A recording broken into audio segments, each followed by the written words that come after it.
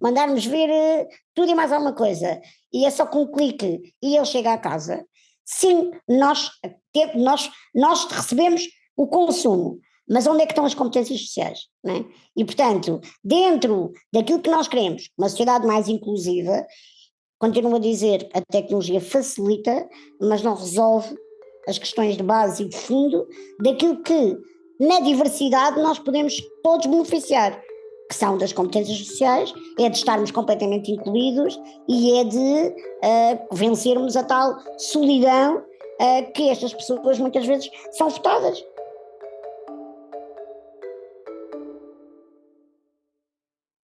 Olá a todos e bem-vindos ao DECPod. Hoje temos connosco a Mafalda Ribeiro, uma apaixonada pelo jornalismo, pelas letras e pelos livros. É uma comunicadora nata, autora, oradora motivacional e palestrante. Uma das principais vozes da inclusão em Portugal, convive com uma doença rara congénita, osteogênese imperfeita, comumente chamada a doença dos ossos de vidro, mas a sua mobilidade sempre se definiu a sorrir sobre rodas. Hoje estamos aqui acompanhadas da Mafalda, a quem saudamos de uma forma muito especial. O meu nome é Helena Guerra e estou com o Diogo Martins e vamos fazer uma viagem sobre rodas também com a Mafalda. Mafalda, muito bem-vinda e muito obrigada. Obrigada eu. Ora, Mafalda, a este propósito, queremos também que nos lance já, desde já, o desafio e a curiosidade para ler o teu novo livro, o teu novo projeto, Gotas no Charco, é o nome do teu mais recente bebé, o teu livro, exatamente, e gostávamos que partilhasses connosco, no fundo, qual é a principal mensagem que queres transmitir ao público, sobre este teu novo projeto. Temos muita curiosidade em que possas partilhar connosco. Olha, Helena, obrigada. Olá, Diogo. Olá a quem nos está a ver e ouvir. Olá. De facto, tenho aqui para partilhar com vocês. Assim, eu vou dizer em primeira mão, porque eu ainda não fiz muita promoção deste bebê, ele tem aproximadamente 3 semanas. Chama-se Contas no Charco, é assim, parece quase uma edição de bolso, porque é quase o meu tamanho, eu tenho 97 centímetros, portanto o livro é tranquilamente um bocadinho mais pequenino que eu. Mas respondendo assertivamente à tua pergunta, eu normalmente sou aquela pessoa que gosta mais ou facilmente chega mais às respostas com o que é que não é do que aquilo que é. Às vezes eu não sei muito bem o que é, como também não sei muito bem o que é que gosto, mas vou excluindo coisas, e então, ao excluir o que é que eu não gosto, o que é que eu não quero, eu chego facilmente ao que é que eu gosto. Então este livro não é um romance, não é ficção, eu chamo de Gotas, porque basicamente isto é quase como se fosse a minha biografia em formato de pequenos textos, ou seja, isto é uma compilação das minhas reflexões nas redes sociais. Nós sabemos que as redes sociais têm o seu tempo pré-determinado, ainda que nós digamos todos uma vez na net, forever na net, mas a verdade é que a leitura, a maneira como as pessoas leem e consomem informação online é muito diferente do quando a temos em formato livre.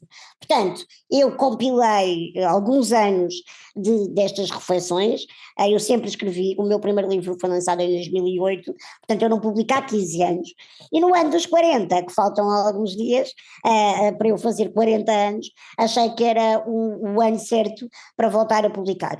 Este é um livro por opção, para já, de edição de autor, portanto o investimento é meu, eu como tu própria disseste na apresentação, dou formação, faço muitas palestras, faço muitos eventos, e sentia sempre, acho que é um bocadinho quase eu estou a fazer uma vontade ao público que me dizia sempre no final destas intervenções, eu quero levar-te um bocadinho para casa. E como eu não sou uma pessoa de muito tamanho, para me levarem para casa, eu achei que levar-me em gotas, assim quase a conta-gotas era uma boa opção. Dizer também que este livro, portanto, foi arrumado por 7 capítulos, eles são aceitação, gratidão, liberdade, ligação, consistência, entusiasmo e esperança. São tudo temas que eu falo nas minhas palestras, portanto, apesar de, claro que a inclusão está sempre presente, claro que eu dou formação e palestras em diversidade e inclusão, ainda assim a inclusão é eu estar lá, não é? Sou eu. E portanto eu acho que esta coisa também das pessoas com deficiência só falar em deficiência ou só falar em inclusão é já estarmos a pôr um rótulo de preconceito naquilo que elas podem fazer. Eu, como comunicadora, como pessoa que foi formada e é formada em jornalismo, também tenho esta necessidade de dizer coisas às pessoas. E, portanto, arrumámos nestes 7 capítulos como quase uma, sei lá, um resumo daquilo que tem em quase 200 páginas do livro. Eu deixo-te uma frase que escrevi na contracapa que diz que creio que tudo vem do céu, mas não cai de lá. Ainda que nós saibamos, não é, que as gotas da chuva caem do céu. A ser gota no charco de alguém, no fundo, é encher de razões, a transbordar de esperança para que a viagem continue. Este livro é uma reunião autêntica das palavras que fazem o meu propósito, que significa ir contra os ventos das limitações e as marés dos limites. Portanto, acho que é o meu Gotas no Charco, no fundo, é quase a desculpa para eu continuar a ir e a partilhar-me com as pessoas.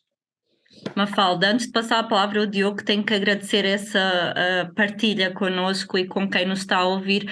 Somos uns privilegiados, porque estamos também em primeira mão a ouvir de ti acerca deste projeto, que no fundo também é um presente para ti própria, que estás a completar uma data muito significativa, e um presente também para os outros. Portanto, agradeço desde já, eu e o Diogo, por esta mensagem que partilhaste connosco em primeira mão, em primeiríssima mão, e de facto...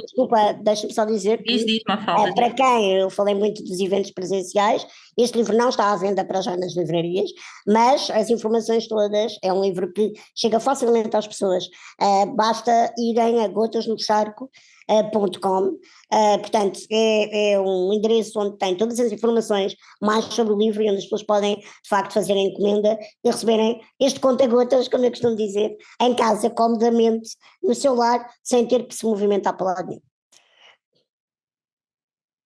Mafalda, já agora, o livro é só em formato físico ou também vais lançar em e-book? Olha, Só por curiosidade. Estou a adorar isto, porque eu só estou a dar coisas em primeira mão. Então é assim, à partida há uma vontade de facto de existir o e-book, que não é só meter o PDF à venda, não é? De qualquer maneira, posso dizer-te que antes disso acontecer ainda, e eu sou aquela pessoa que nada contra o digital, mas eu sou muito preciso de papel, preciso de livro, preciso do cheiro, e portanto o livro para mim era a prioridade, mas posso também dizer em primeira mão que o segundo projeto desta marca, que no fundo acaba por ser uma marca que eu quero que comece agora com este livro, é exatamente por falarmos em inclusão, começar a pensar e a criar o audiobook do Gotas no Charco.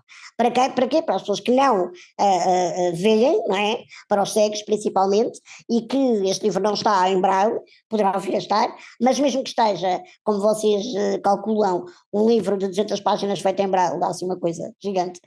E, portanto, o audiobook penso não só que é para eu poder trazer aqui mais inclusão ao projeto em si, e também o facto de que existem muitos preguiçosos que não gostam de ler e muitas pessoas que, ao contrário de mim, fazem caminhadas e correm e fazem treinos e podem ouvir as minhas gotinhas no seu telemóvel e de fones e se calhar também terem uma motivação extra para continuar a correr quando já estão assim cansados. Portanto, mais do que o e-book, não é, do que o livro em formato digital, o audiobook é que vai ser o próximo projeto. Mais excelente ideia. A primeira mão. Mas Mafalda, serias tu a ler ou outra pessoa? Não, olha, eu vou também, esta é a piada, que é, há muito tempo posso dizer que eu era aquela pessoa que sempre estive muito bem com a minha autoestima e com o meu corpo e a minha imagem e para mim isto é identidade, não tem que ver com aquilo que chavões que as pessoas dão às pessoas com deficiência e quem me conhece sabe isso. Ainda assim eu tinha uma questão que eu dizia, eu odeio a minha voz de desenho animado.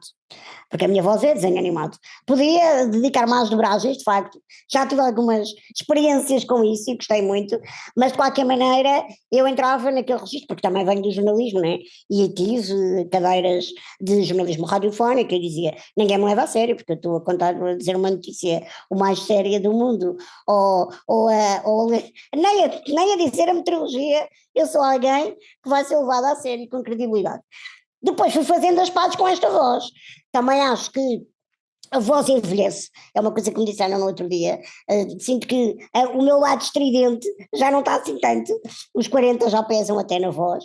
Ainda assim, eu uso a minha voz, que é característica, óbvio, porque eu uso também, neste caso, no pacote todo, quando dou formação e quando faço, e quando estou presencialmente com as pessoas. Portanto, a minha comunicação nunca é só a escrita, sempre foi o todo. Portanto, aquilo que eu decidi foi, à partida, estas gotas vão ser lidas por mulheres, e eu não vou ler o livro todo, porque ninguém me aguenta, tudo, mas vou dar assim uns miminhos, e há aqui textos meus que vão ser, ou seja, vai ter o meu cunho, mas não vai ser o livro todo por mim. Exatamente, porque eu também, várias pessoas me dizem que eu sou uma fazedora de pontes, e eu acredito que, como tenho tantos amigos e tantas pessoas que no fundo são tão diferentes de mim, eu acredito que posso unir as diferenças, e é isso que eu também faço, e quando falamos de inclusão, mas a inclusão é muito mais do que a deficiência, não é?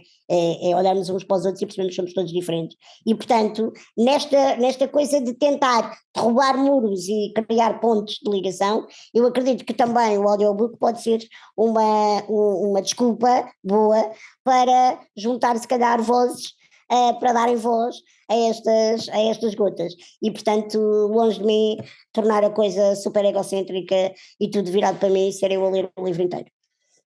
Sem dúvida. Excelentes novidades. Mafalda, já agora pegando um bocado na questão da inclusão e da tua experiência enquanto consumidora, se poderias partilhar connosco quais é que são os setores que tu entendes que, pronto, onde identificas mais obstáculos? Olha, se olharmos para os setores na generalidade, eu posso dizer-te que, por exemplo, não tanto como consumidora, mas como aquela pessoa que está a trabalhar arduamente e de uma maneira mais incisiva no que significa estar do outro lado, ou seja, do ponto de vista da entidade que presta um serviço. Eu estou a dar formação dentro desta temática de diversidade e inclusão no retalho, portanto eu sou consultora externa de inclusão para o grupo Jerónimo Martins desde há um ano, e o meu trabalho não é falar com os clientes, não é falar com as pessoas com deficiência que podem entrar no mercado de trabalho dentro do retalho, mas é falar com os colaboradores, portanto os colaboradores que já lá estão e que precisam de estar atentos aos dois lados, como lidar com o colega que tem uma deficiência e como lidar com o cliente, não é? Que chega a qualquer lado. E, portanto, dentro disto tudo, eu venho-me a perceber que, ainda que nós consigamos ter uma sociedade o mais adaptada possível, o mais acessível possível às várias questões, muito informada em matéria de deficiência, inclusão e destas coisas todas que hoje em dia cada vez mais, infelizmente, falamos, a verdade é que nós temos uma barreira que eu acho que é comum a todos os setores, que é a barreira da mentalidade. Nós temos uma questão que precisa, eu não posso dizer que isto é só retalho, ou é só a restauração, o turismo, porque eu estaria aqui a rotular outra vez uma coisa que no fundo, independentemente, acho que o problema não está no produto que nós estamos de facto a consumir, mas está em quem, portanto, o produto é a ponte entre quem tem que lidar com o cliente que poderá ter, de facto, neste caso, uma deficiência. E isto acontece em todo o lado, não é? Esta questão do serviço ao outro. E vem o preconceito só existe porque o preconceito é um conceito que é prévio, que vem de uma ausência de conhecimento, certo? Ou seja, eu costumo dizer isto, as pessoas não são más, as pessoas não marginalizam os outros, sempre numa perspectiva de intencionalidade, como eu costumo dizer, são pessoas muito más, e não é nada disso, portanto, nem sequer há um juízo de valor associado. Aquilo que eu acho é que vem sempre de um caminho de desconhecimento, e quando nós lidamos com a diferença, achamos que ela é má, não é? A diferença é a diferença, é diferente, diferente não é necessariamente mau, e portanto, como nós temos tanto medo de errar, a história do preconceito no lado negativo, que é eu vou lá, o que é que eu vou dizer, e agora está ali, eu não sei comunicar, e se eu digo qualquer coisa, e que é para ajudar e vou fazer pior. Então, isto que vai acontecendo nas nossas cabeças, não é? Que é quase aqueles pop-ups que vão aparecendo, vem tudo de desconhecimento. Muitas pessoas, porque nunca lidaram com ninguém, de facto, com deficiência, por isso é que a questão da representatividade é tão importante. Aquilo que eu faço, desde já agradeço à Helena a introdução, não acho que seja a voz mais representativa das pessoas com deficiência em Portugal, mas tento fazer a minha parte, exatamente porque não tenho pudor em expor-me, e acho que tenho um dever, mais do que um direito, não é? Nós falamos muito de direitos. Direito à inclusão, sim, eu tenho um direito, mas também tenho um dever. Se eu tenho uma comunicação de que não tem entraves, se eu tenho um caráter que não é tímido, se os meus dons e talentos são a comunicação, então eu tenho um dever de contribuir para que a sociedade perceba que a deficiência não é um bicho de sete cabeças. E aquilo que eu faço, no fundo, ao estar também incluída, ao estar a dar-vos esta entrevista, é contribuir um bocadinho mais para a representatividade, não é? É saber que há uma pessoa com deficiência que lançou um livro, há uma pessoa com deficiência que vai às compras, há uma pessoa com deficiência que vai tomar café, que vai passear com um amigo, que vai usufruir dos produtos e dos serviços que os consumidores todos têm. Mafalda, só dizer, no fundo, com o teu próprio testemunho já estás a transmitir essa mensagem. Eu acho que sim, porque o grande problema, às vezes, dos setores todos, é entrar um bocado naquele registro do acham que não têm que se preocupar com isto, nem têm que adaptar nada e dizem assim, vamos dar um exemplo de um restaurante. Então, mas para que é que eu vou pôr uma rampa à porta se eu nunca tenho cá clientes com deficiência? Por que eu vou adaptar uma casa de banho, não é? Se eu não recebo os meus clientes, não é? Não, as entidades fazem aquela coisa do o típico perfil da pessoa que lá vai, não é? Mais homens, mais mulheres, mais jovens, aquela coisa também que nós fazemos, como também fazemos o perfil online. Então, a conversa toda é, mas nunca me aparece cá ninguém de cadeira de rodas, e não percebem que isto é uma bola de neve. Não aparecem porquê? Porque as pessoas não entram, porque não há, então, se as pessoas não entram, não vão, não saem de casa, porque se é exatamente nós fazemos no fundo, fazermos o exercício ao contrário e percebermos que se não fazer isto para responder a uma necessidade, mas encarar isto como, se eu tiver o meu local de serviço que permita às pessoas que têm qualquer tipo de deficiência cognitiva, sensorial ou motora poderem ser consumidores, elas também vão gastar dinheiro aqui. Exatamente. Portanto, o consumidor também vai libertar riqueza, certo? Vai entrar receita. O problema é, nem sequer nos dão a oportunidade, e eu aqui estou a falar na generalidade, de sermos consumidores na maioria dos setores, porque nos vedam logo à partida com uma série de questões. E depois há o outro lado, que tem a ver com a invisibilidade das pessoas. Exemplo, eu vou às compras muitas vezes e chego, por exemplo, a uma loja de maquilhagem. Eu entro na minha cadeira de rodas e vou com uma amiga. Duas mulheres entram num sítio. A maneira como o colaborador não está sensibilizado para a questão de imaginar que uma mulher com deficiência se maquilha é algo que ainda acontece hoje em 2023, não é preciso irmos para o Alentejo, não é? Basta estarmos na Grande Lisboa. E isto, a mim, significa o quê? Aquela pessoa é má pessoa, discrimina-me. Não, ela não tem o conhecimento. Para ela, a típica mulher que ela vê e que lhe foi incluída durante muito tempo é uma mulher de cadeira de rodas, com as perninhas para a frente, com uma mantinha pelas pernas, vestida com um fato de treino, com ar deslavado, e nada contra, as mulheres que não se querem maquilhar, não têm que se maquilhar. O que temos aqui é encarar isto, por exemplo, esta questão da invisibilidade. O que acontece é, estas pessoas fazem muitas vezes isto, duas pessoas chegam e não dizem, então, boa tarde, em que é que vos posso ajudar? Não, a pessoa ignora-me completamente, começa a falar para a minha amiga e diz, boa tarde, em que é que posso ajudá-la? E a minha amiga diz, a minha amiga, aponta para mim que estou cá em baixo, venha à procura, faz conta, de um batom vermelho da característica não sei o quê. E a pessoa diz, para ela, sem olhar para mim, mas qual é a marca? E às tantas aquilo já começa a ficar quase uma andota, né? E a minha amiga diz, mas pode-lhe perguntar, ela fala. Portanto, isto acontece comigo. E, portanto, eu entendo que a pessoa, eu não posso encarar, depois eu também tenho que estar bem estruturada, não é? Isto é um outro Sim, trabalho sem dúvida. da pessoa com deficiência. Mas eu, que se levo tudo a brincar e depois uso o humor também como uma arma contra o preconceito, na verdade aqui há um trabalho que eu sinto que é muito pedagógico. Não é? As coisas não podem mudar de um dia para o outro. E, portanto, dentro dos vários setores, de mim como consumidora, o maior trabalho que eu tenho é o da pedagogia. Às vezes eu não estou para me chatear.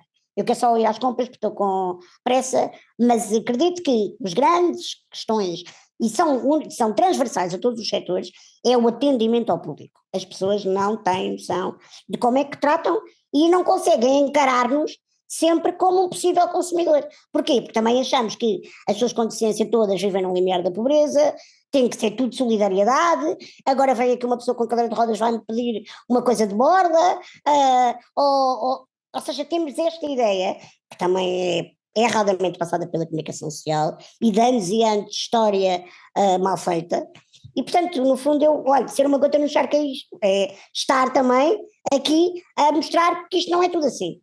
Não é? Mafalda, é entusiasmante ouvir-te, como aliás eu sempre Mas não digo. temos. No fundo, a tua partilha agora justificou exatamente aquilo que eu te ia perguntar, que é, porventura até já há uma maior sensibilidade, mas pergunta, por parte das empresas, por parte dos prestadores de serviços, relativamente à importância da inclusão, mas quem está a dar a cara na loja, diretamente com o consumidor, talvez ainda não tenha essa informação incorporada ou esse perfil incorporado no tratamento e na lidação diária com o consumidor.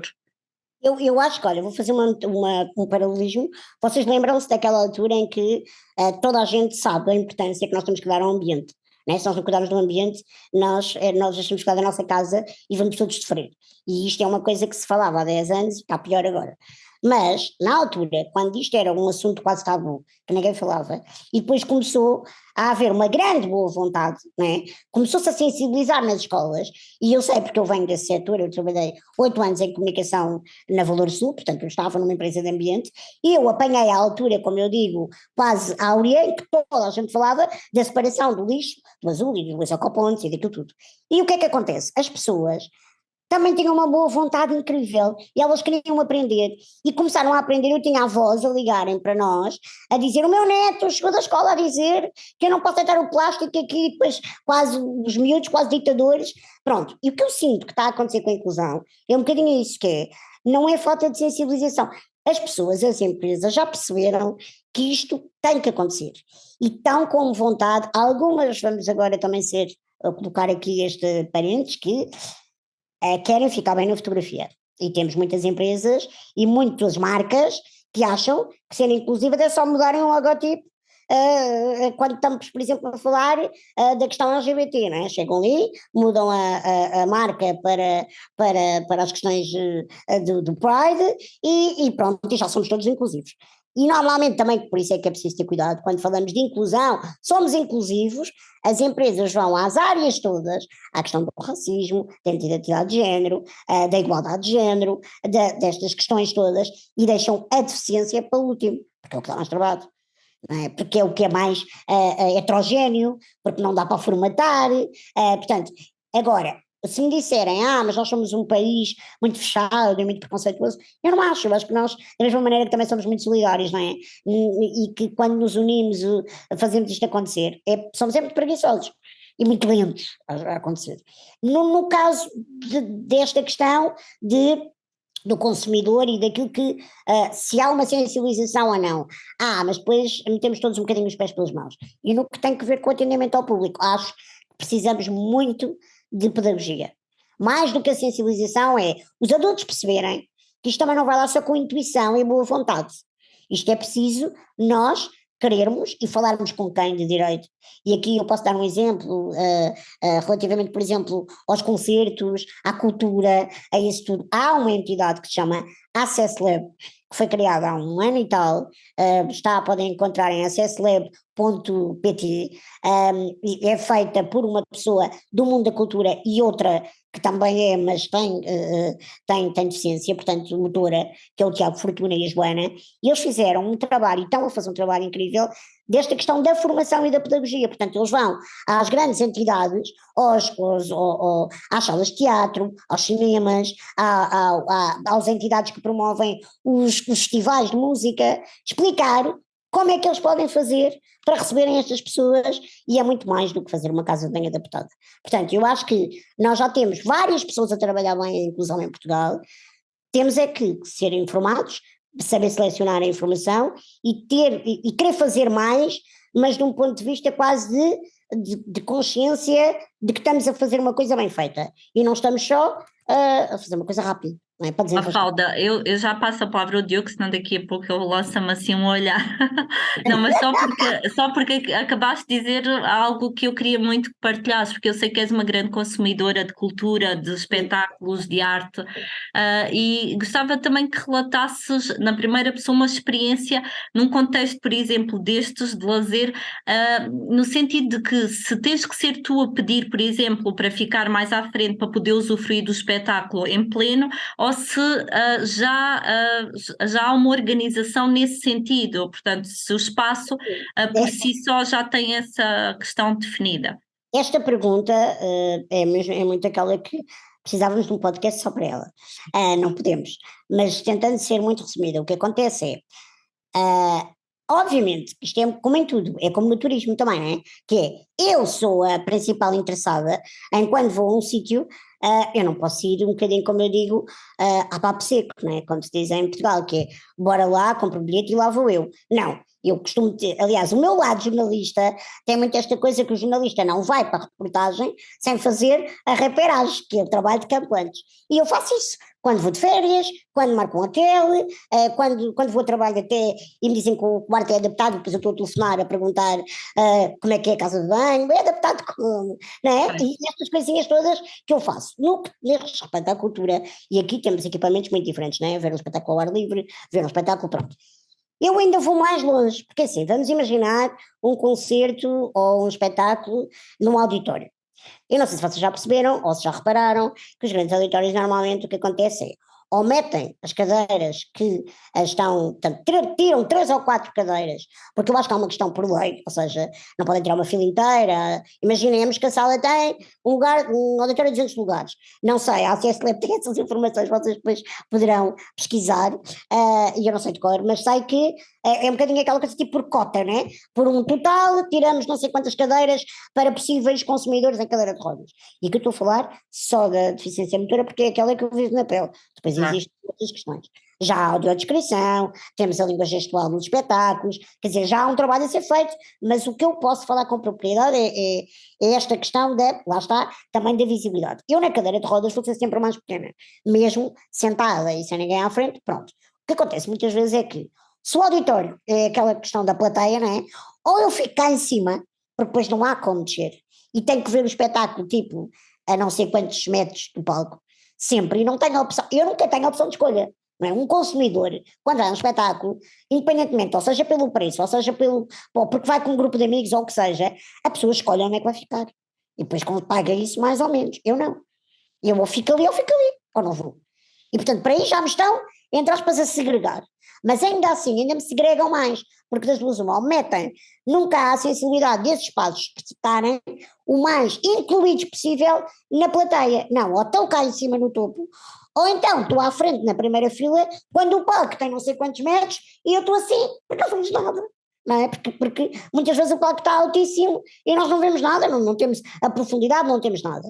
Mas eu vou mais longe ainda, não só como consumidora, mas uma das coisas que também tem sido a minha luta é sentir que no que estamos a falar de cultura, nós ainda assim, se já não estamos preparados para termos pessoas com deficiência a assistir a espetáculos, agora imaginemos o que é ter os equipamentos preparados para a pessoa com deficiência não ser a assistente passiva, mas ser parte ativa do espetáculo.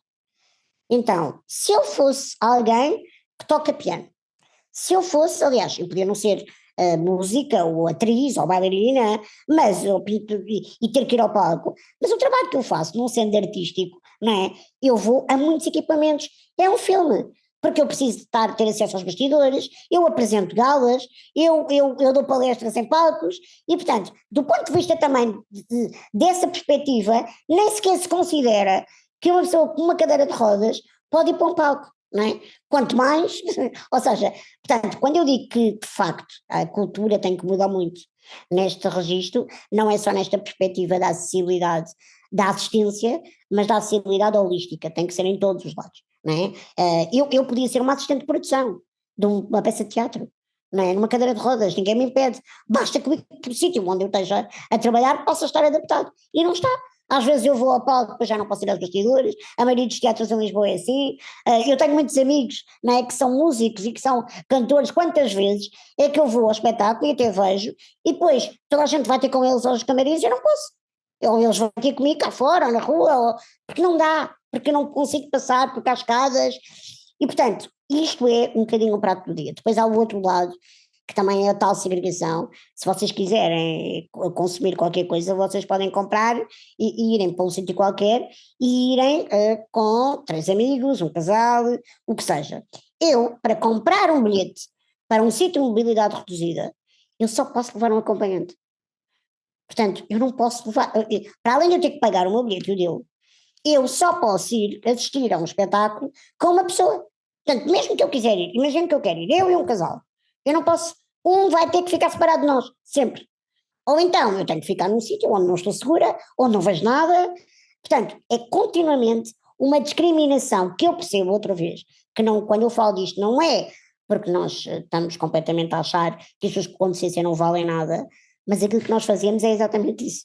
É mostrar que elas são completamente invisíveis, que não valem nada enquanto consumidoras e enquanto pessoas que também precisam de ter acesso às emoções e à sensibilidade que a arte nos traz. Mafalda, já agora pegando no que estás a dizer, nas tuas experiências, consegues nos dizer se nos outros países, não sei se tens esse tipo de experiência, outros países da União Europeia, por exemplo, se acontece o mesmo, se sentes Não, que estão um bocado mais evoluídos? É tudo muito heterogéneo, eu já vivi coisas, eu não sou alguém altamente viajada, mas já fiz muitas coisas. Em Itália, por exemplo, tudo o que são equipamentos de museus, a maneira, às vezes não é, sim, por exemplo, há imensas coisas, e nós sabemos isso, que às vezes a entrada principal não está adaptada, e mandam-me dar a volta, entrar por uma porta traseira, e tudo certo, eu sei que às vezes o próprio edifício em si não dá para fazer milagres, não é?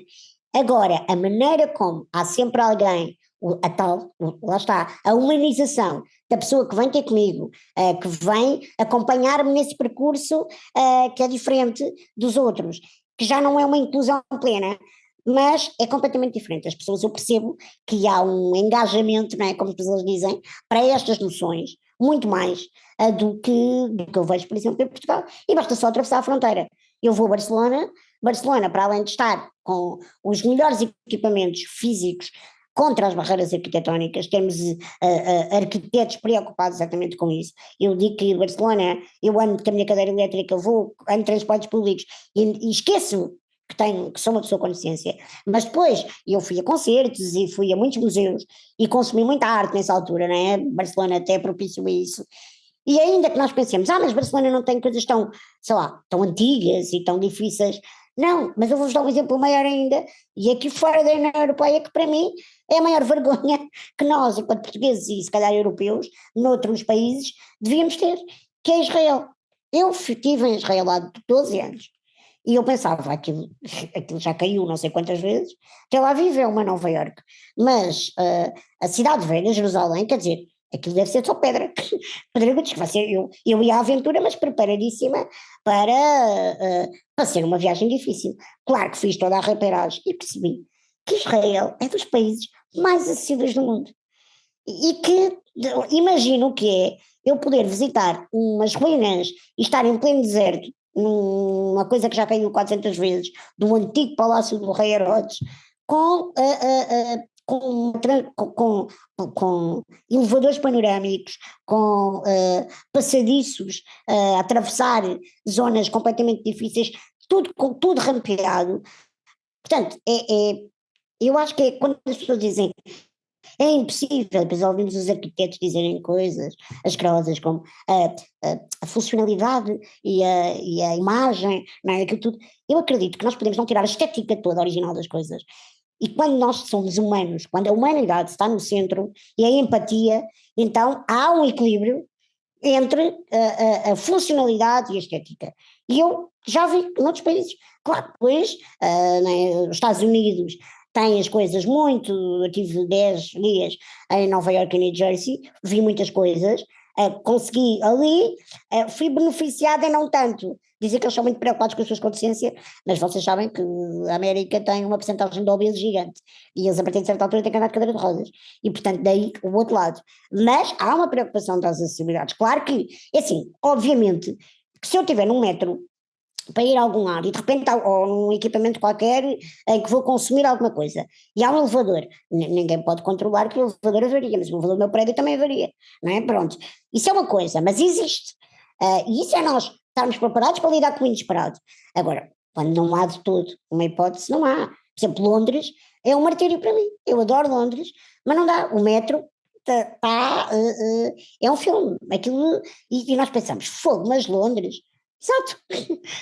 Portanto, há aqui, é muito difícil estar a dizer, posso lhe dar as minhas experiências, né? E dar aqui algumas cidades, Berlim é altamente acessível, portanto, há aqui algumas coisas que são de facto, mas eu não posso dizer que é porque estamos na Europa ou não, não é porque estamos fora de Portugal ou não, exatamente pelo exemplo de Israel. Portanto, depois temos países que ganharam grandes prémios dos destinos turísticos mais acessíveis. Um deles é a Eslovénia, que as pessoas ficaram tipo, a Eslovénia, sim, que eu tive muita pena, ainda não conheço, mas a cidade, a capital da Eslovénia, Ljubljana, tipo, é uma coisa assim incrível.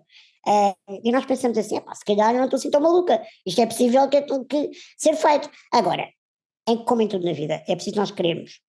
E é daí esta questão. E para querermos, temos de estar informados. E para estarmos informados, temos de estar sensibilizados. E portanto, voltamos à tua bola de neve. E para estarmos sensibilizados, temos que acreditar que existe uma massa da população que tem estas questões. E não é, somos todos iguais e ninguém tem estas. Ou seja, não. É encararmos. Há uma massa, sim, as pessoas com deficiência são uma minoria, mas é uma minoria cada vez mais significativa. Não só na Europa, mas no mundo inteiro. Sem dúvida, excelentes apontamentos, Mafalda. Já agora, olha, relativamente à evolução da tecnologia que temos assistido e vivido nos últimos anos, a forma como o comércio e os serviços evoluíram com a internet, sentes que essas mudanças foram um passo importante para consumidores com mobilidade reduzida? Completamente. Claro que aqui é óbvio, pois isto também depende muito. Há uma coisa que tem a ver com a vontade. Isto é como fazer isto que estamos a fazer aqui agora, desta forma, ou estamos os três no estúdio. Pergunta-me o que é que eu prefiro. Claro que eu prefiro estar à mesa num estúdio e estar com vocês, não é? E seguirmos todos bem um café. Porque isto sou eu.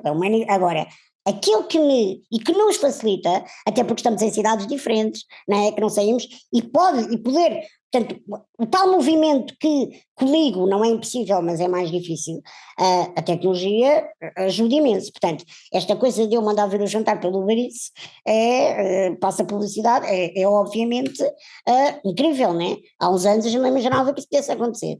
Portanto, obviamente que para pessoas que a grande questão é moverem-se, não é? A tecnologia é assim o milagre existencial. Mas eu trago outro perigo, que é o perigo que os pais e as mães têm dos miúdos jogarem online, de estarem nos chats, que é quando uma pessoa que tem, obviamente, uma deficiência já tem que lidar com as suas questões internas de autoestima, identidade e tudo mais, como é que nós podemos fazer para sairmos da nossa bolha? Basicamente nós somos seres, todos nós, diferentes, somos seres relacionáveis. Se nós estamos fechados em casa, num computador, e apesar de termos acesso a tudo o que podemos consumir, não é? Mandarmos vir coisas da China, mandarmos vir tudo e mais alguma coisa, e é só com um clique e ele chega à casa, sim, nós recebemos o consumo, mas onde é que estão as competências sociais? Não é?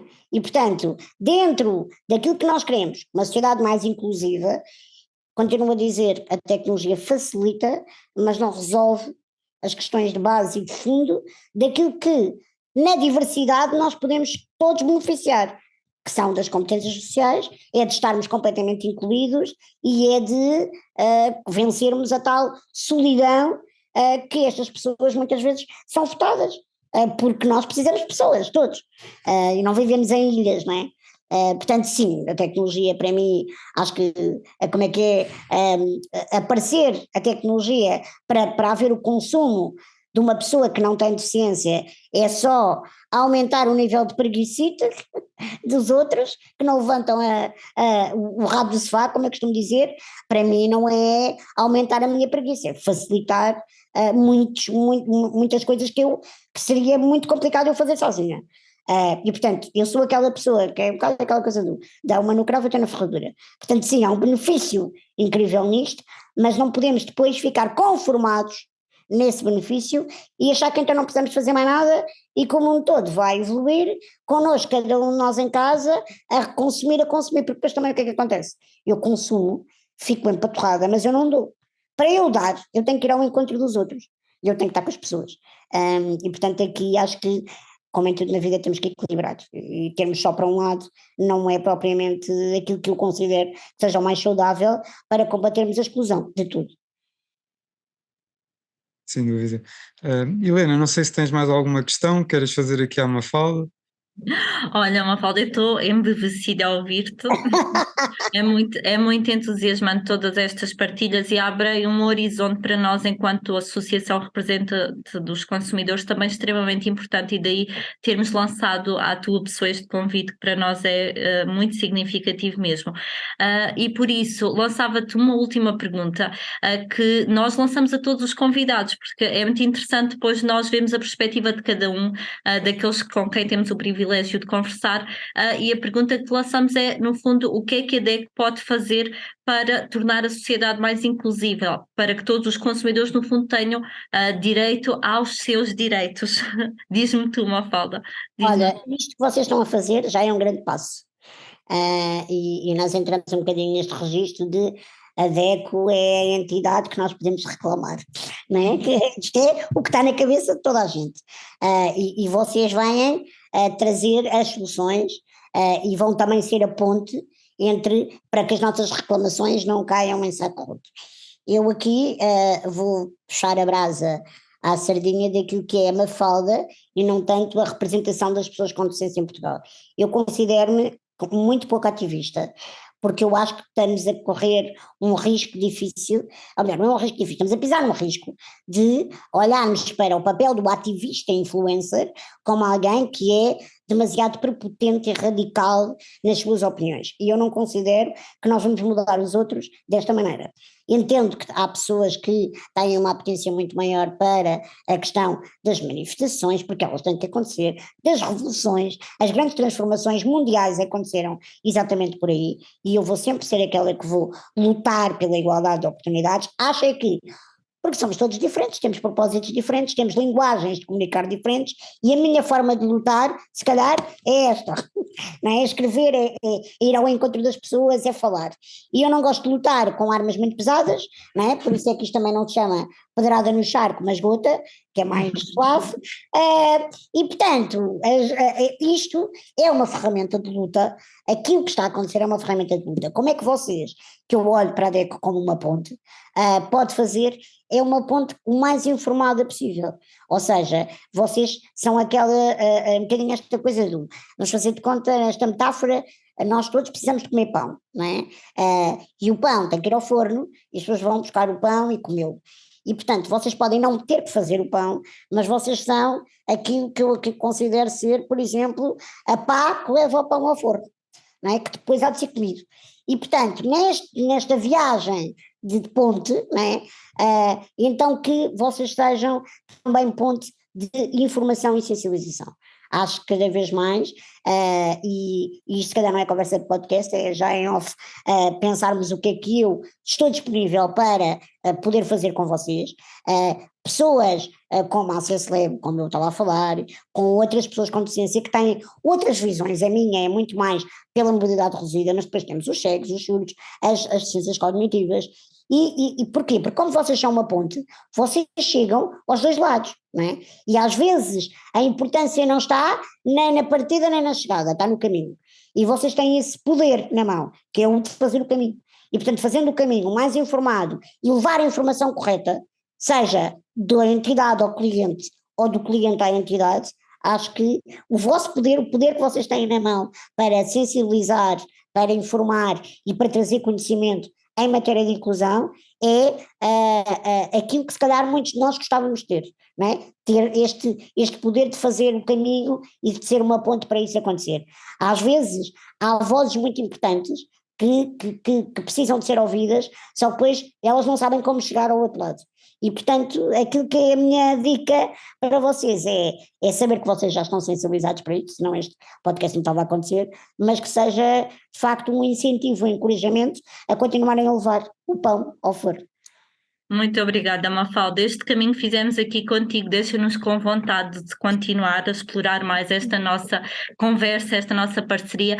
Resta-nos agradecer com um grande sentido de gratidão a esta tua partilha e por tudo aquilo que partilhaste connosco e também com todos aqueles que vão certamente ouvir este nosso podcast. Obrigada.